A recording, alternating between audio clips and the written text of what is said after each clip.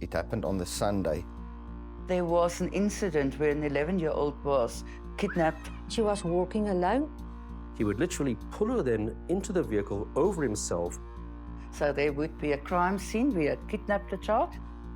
White male, wearing a wig, always got long hair, with sunglasses.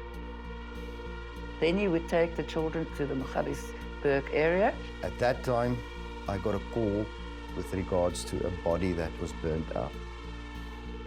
He took petrol with, so he had the intention to murder her. And from there, while that person, Warrant Officer Corne Brits, was actually compiling the identikit, she realized that this composition she was compiling looked very similar to ones she had compiled previously before.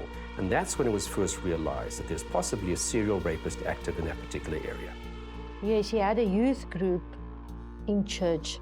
If you look at the crimes that was committed on Sundays, the day when Louise de Waal was kidnapped, he totally acted out of his own modus operandi, his own signature. He broke all his own rules. He took a victim to his house.